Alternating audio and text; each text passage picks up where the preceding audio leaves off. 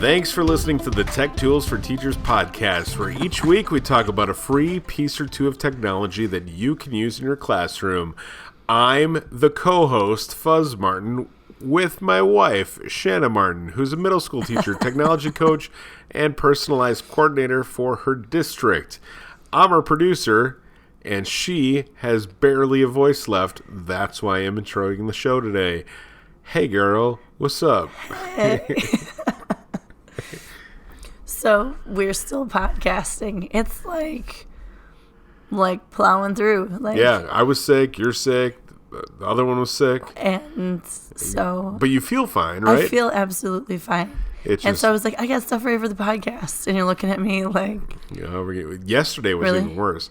But 2 days ago was like non-existent. So, real quick, for those listening in their car or at home... Hi. I'm drinking tea. I Yes. get my voice every sip back. Tell me about, you had a student in one of your classrooms interpreting for you?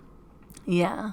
So, I mean, I don't know about other teachers, but I feel like at least once a year, I feel like it's already happened twice this year, but that you kind of lose your voice. Like if you get a cold or whatever, your voice goes. Mm-hmm. I don't even talk that much in my classroom since I have a lot of student-led stuff, but you're still talking, throughout the day for various things. So there's a lot of talking.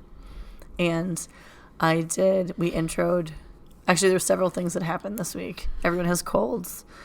And on Wednesday, my voice was non-existent. Like it was a whisper and just came out in squeaks.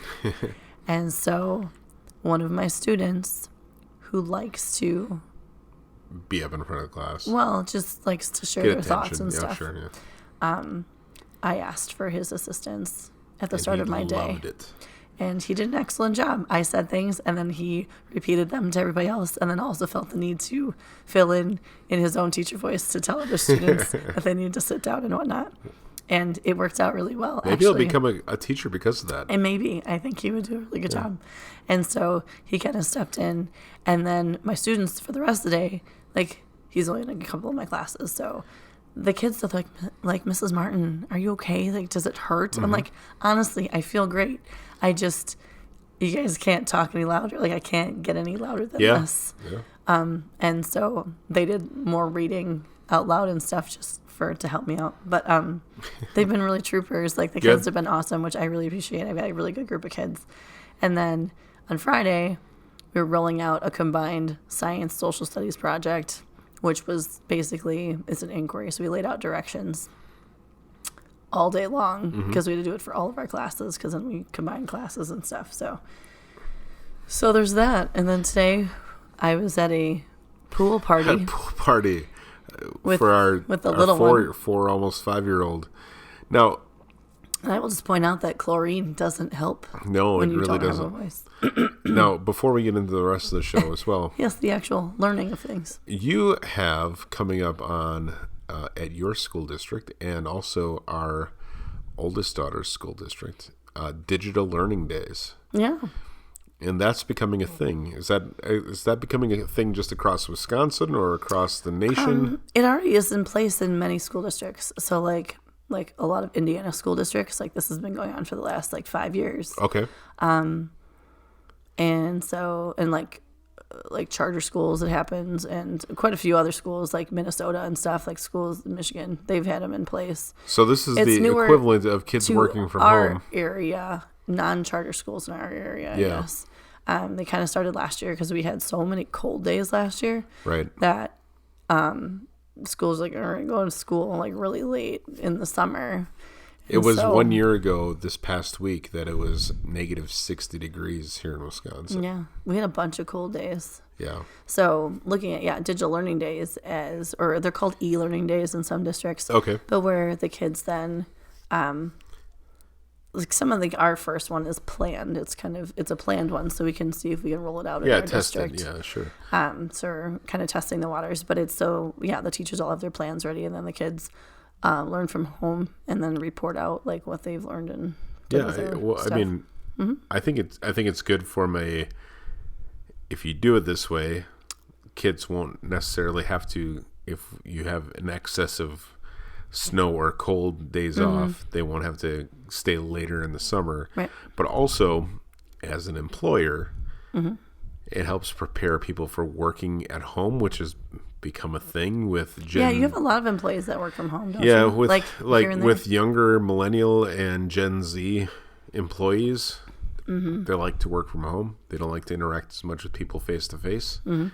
It's just the way things are. I'm not going to dog them for it. It's just how It's just different. how they were raised and how things have grown.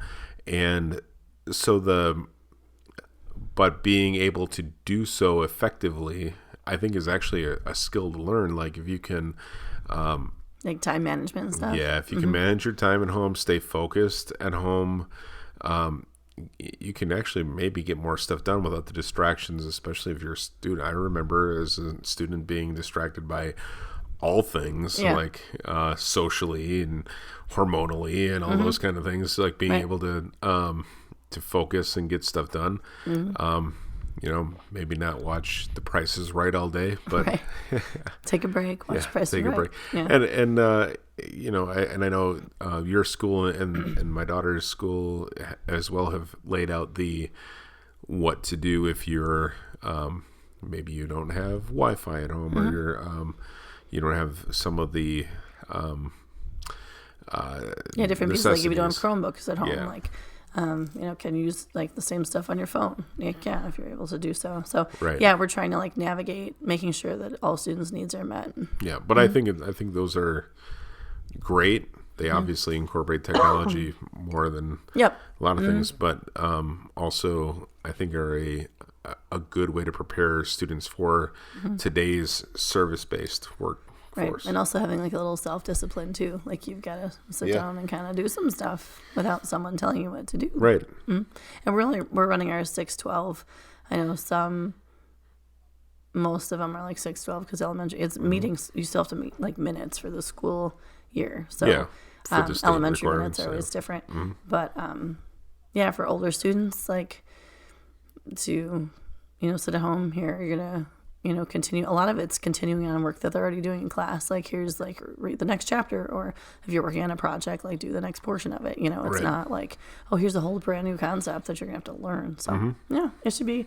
I'm excited to see how things kind of roll out and like what we need to tweak and stuff like that because we've been putting this together for a year. So it should be pretty cool. Cool.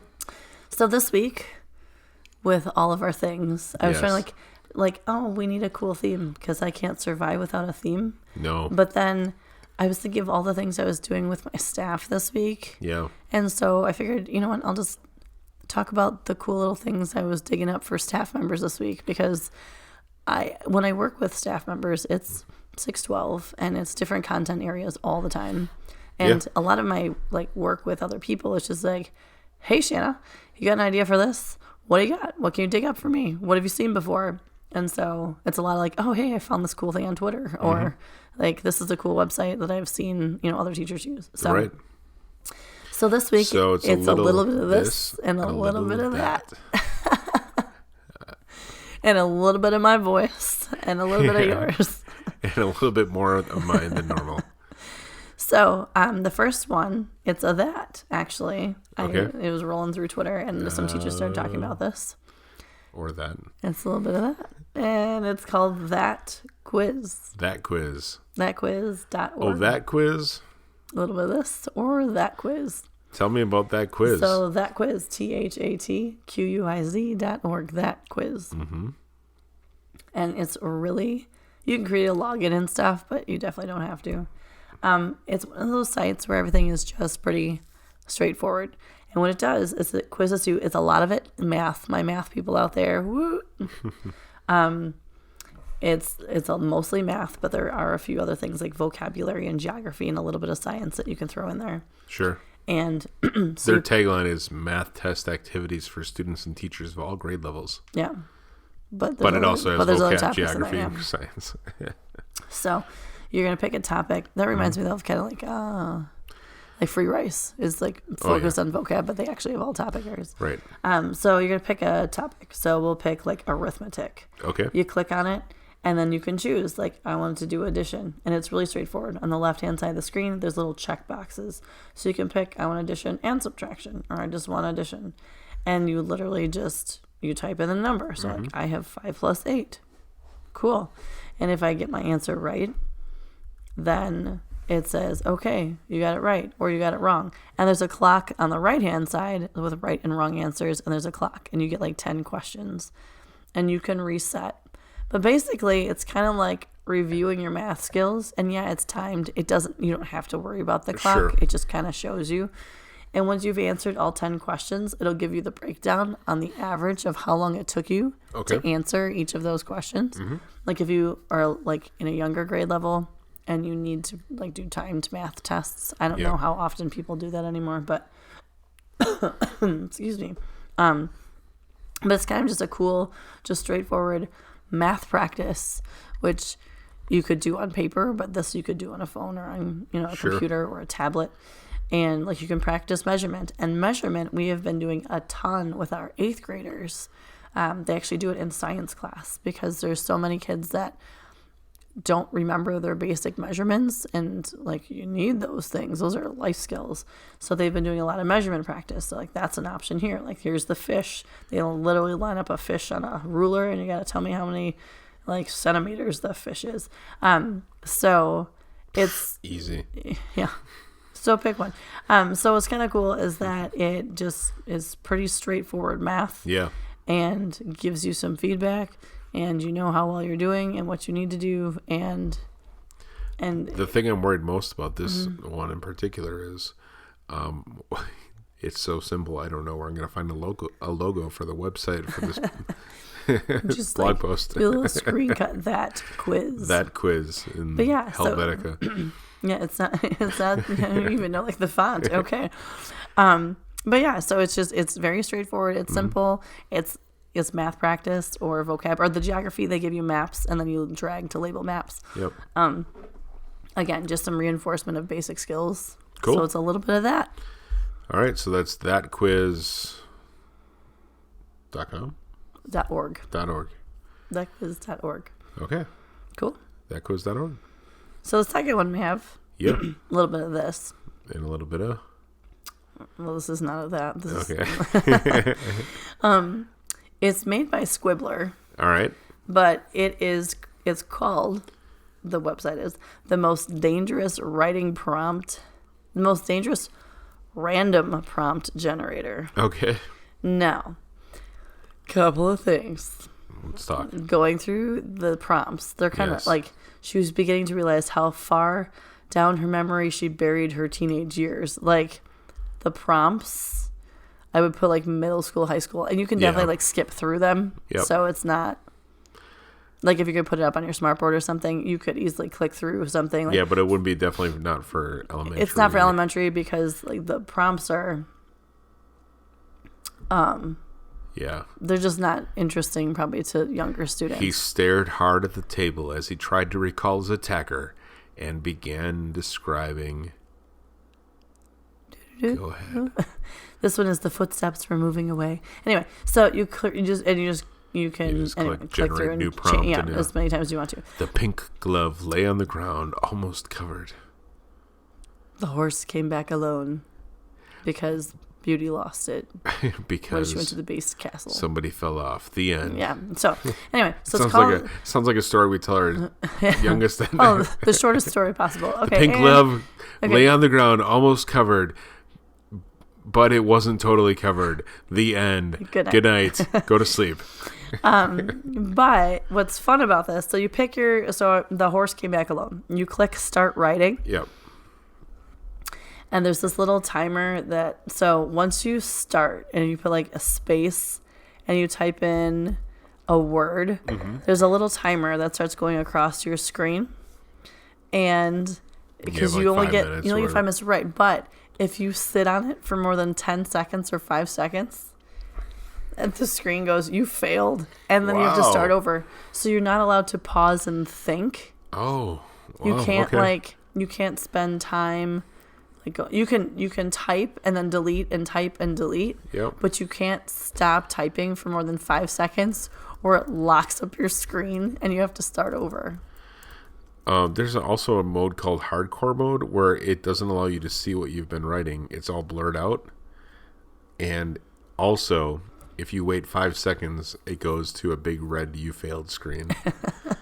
Which is awesome. Which is fun. So that's why I'm thinking this one is more like middle school, high school, because the prompts are a little trickier, but they also require you to like just write. Like, what a great way to get kids just to like a stream of consciousness, like writing. Just start writing, and you can click PDF then, and it'll like put it all together for you. And you can select between if you want a number of minutes that you want the kids to write without stopping, or the number of words you want them to write without stopping. So you can get 75, 150, 250, 500, or 1667. Nice. And then minutes, it's between 3 minutes and an hour in different increments. So yeah.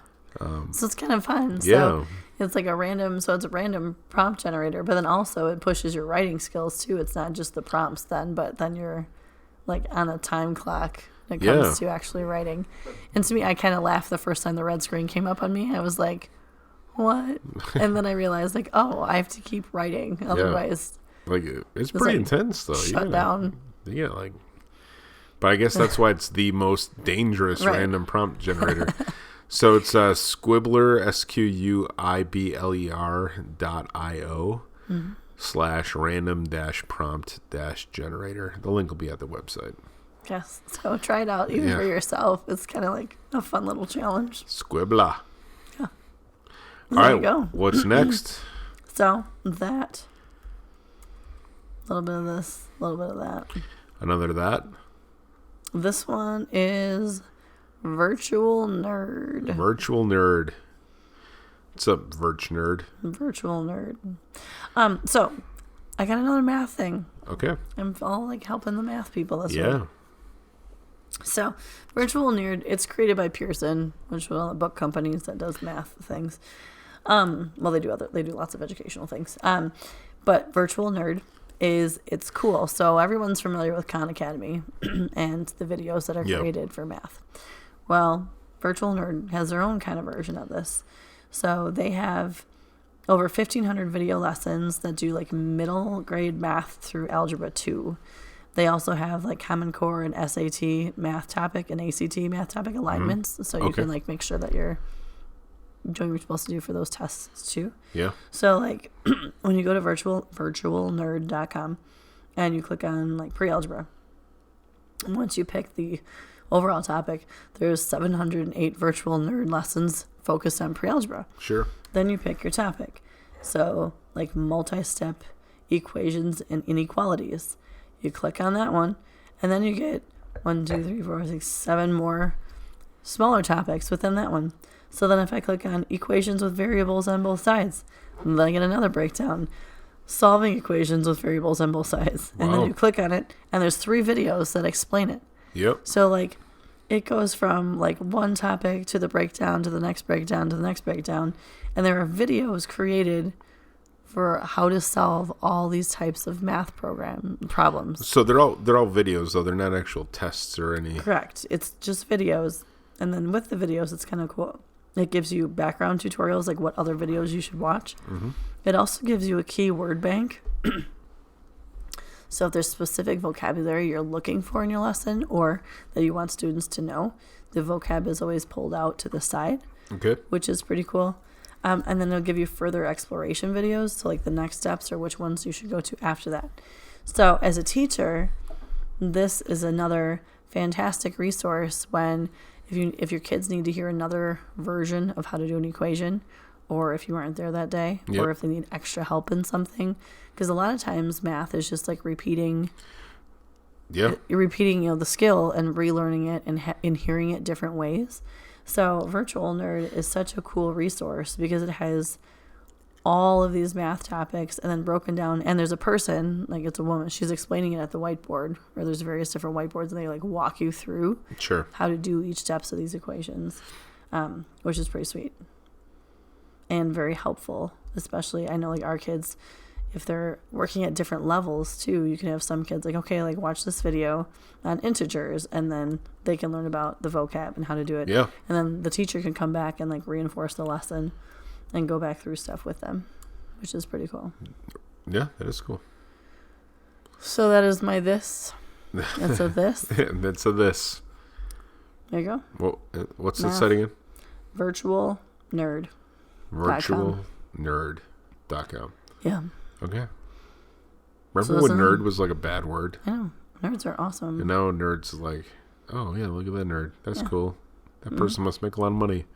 Pretty much. And they're pretty cool because they like nerdy things like Star Wars and old G.I. Joe figures. Those are your own nerdy things. I'm naming off my own. I mean, we embrace Star Wars in this house. But... They like podcasting in the kitchen. Oh, yeah. What a nerd. Yeah. Love them. Oh, the dog over there snoring. Yeah, that. Oh, the dog is snoring. Cool. Oh, man. That guy's 41. You're such a nerd. So anyway. Broadcasting live from his breakfast nook. Or whatever we call this thing. That's a counter. Kitchen counter. So there's that. Yeah, true. So our last this and that is another thing that I used this week with my staff. Okay. One of my staff members. Science. High school science, actually. Actually, high school conservation science. So we were looking for like ways to look at erosion. Sure. And like water tables, and water tables are very expensive. So virtual ways of figuring out how water works, the water cycle. Water tables like for showing erosion, like so they have this cool. It's like a table, and you run the water through them with like the sand and like the dirt, and you put the gravel like in. An actual physical water table. Yes. So the problem is well, we don't have one. Can't afford one. Then. They're really expensive, and it's winter in Wisconsin. So the flow of water and small little rivers and streams is not as you can't feasible just go down for field trips. Can't go down to the van down by the river because it's frozen. And also came through. So instead, there's this website. It's EduMedia, so EduMedia dash sciences.com. Rolls right off the tongue. Yeah. But what they have on their site... What's the hardest URL we could ask anybody to use? 20 lines long. What they have, though, in this nifty site, that's actually a paid site, so just heads up. Okay. There's a subscription service. Is they have all of these cool simulations for science topics. So for our science teacher, I was pulling up the erosion one. There's the erosion and deforestation and how that happens. And they have these like kind of little simulations that you can run. Oh, yeah, I see. And it like comes up on the little screen, shows with vegetation. Then you can click on it, so it's like without vegetation, and it shows the difference in how the water runoff and stuff works. If you have the paid version, you can do a lot more with these videos. Mm-hmm. But there are so many of these simulations that it shows kids like the topics you're talking about in class. Like there's so many science topics that this thing covers, but they're cool simulation videos that show you different things, like different science topics. Mm-hmm. So you get, I don't know, I would say about a third of what you can read before you have to pay you have to pay for the subscription. So you can see the summary and like the learning goals and stuff. But to have the kids just kind of explore the site, and then they can make their own. They can do their own digital version in like a Google Slides, or like come up with their own. But it gives them a good idea of what you're talking about. Yeah, instead of just drawing it on your whiteboard. Certainly, yeah. So like they've got the videos, and you can select between with vegetation and without, but you don't get the full lesson. Correct, unless you pay for it. Yeah, but if you're like really like what class would this be? Geology? Science. Well, various like earth science. Yeah. Like if you have budget for it, that might be a thing. But if you find yourself using them enough. But it's not just for there's weathering, there's erosion, but under topics in general, there's larger overhead topics. So like life science, earth science, environmental science and ecology, physics, astronomy, chemistry, technology. If you click on the technology one, it pulls up then mini lessons on like electrical engineering, and then what's a multimeter and a speed controller for a DC motor. Like it is all kinds of things. Yeah. So even if you're just going to expose students to like other types of science or topics, I pulled up the one before on astronomy, and you can pull up a whole thing on the solar system. Sure. And it goes through the different planets. So it's kind of cool that even in the free versions of stuff, they're very helpful when you're teaching lessons. Yeah, for and sure. then if you're really into it, then you can go ahead and pay for the subscription for it. Yeah, But I mean, it's definitely pretty worth- pricey if you're going to pay for the subscription for one teacher for 1 year in a secondary school. Mm-hmm. So they go separated by elementary and secondary. It's $300, Right. which is probably coming out of your pocket. Let's be honest. Right. But I feel like there's enough in this one that you wouldn't need a subscription for using it as supplements in your classroom. Sure. And so like our Yep. science teacher, she's using it with her. We wouldn't talk about it on the show if If it wasn't worth a free tool. But she's using it in, like I said, in her conservation class. And Yeah. so they're exploring kind of the little digital versions, and then they're going to kind of build their own from that. But it's a good talking point in getting the kids exploring. BYOE.